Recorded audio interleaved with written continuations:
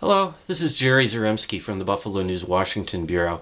I'm here with my weekly update of the week ahead, taking a look at the news that I'm going to be covering and other things I'm going to be doing.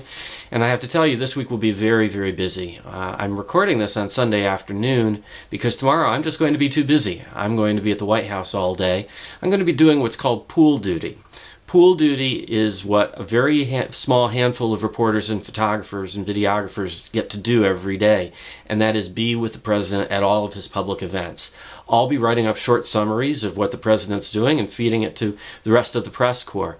And it should be a very interesting day to do this because Benjamin Netanyahu, the Prime Minister of Israel, will be meeting with the president during the day.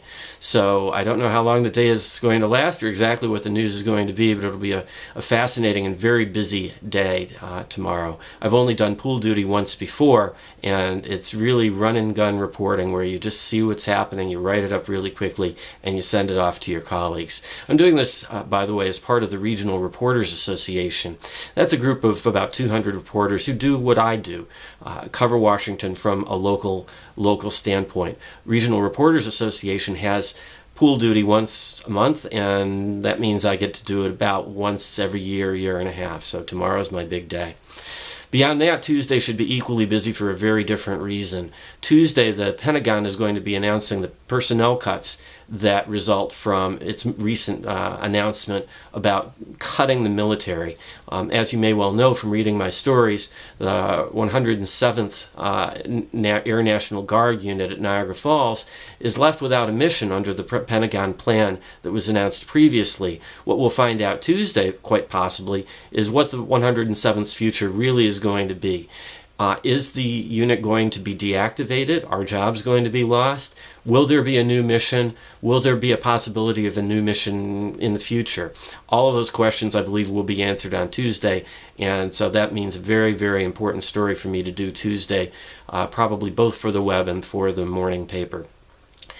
Beyond that, it'll be Wednesday, and I believe I'll be a little bit more free and clear to get back to a story I've been trying to plug away on, and that is a look at the presidential campaign from a New York standpoint in terms of fundraising, to kind of get a handle on who from the Buffalo area is giving to whom in the Republican race for the presidency.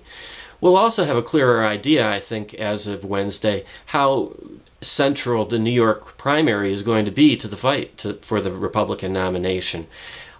If, perchance, Rick Santorum wins a lot of states on Tuesday, including Ohio, I think that the fight for the nomination is certainly going to go all the way to the New York primary in late April. That may happen anyway, but we'll have a better idea of that after Super Tuesday, and that means that that's going to be our time to assess how we're going to go about covering the New York primary. So that's really what I'm looking at for the rest of the week. Some really interesting stuff, starting with pool duty tomorrow, the Niagara Falls Air Base, and then turning my attention to presidential politics. But of course, as you may know, if you watched last week, my reporting abilities are really quite superior to my predictive abilities. Last week I predicted a very slow week, and it turned out to be anything but that. It was a week of many intense, very difficult stories to do, including stories about the U.S. Postal Service decision to close the postal processing facility on William Street in Buffalo, and various other stories that were very major, very complicated, and kept me working till 9 o'clock almost 4 nights last week. So I'm hoping it'll be a little bit slower this week, but I know there's going to be a lot of news, and I hope you'll be reading it, and I hope you tune in next week to see what I have to say then. Thanks, and have a good week.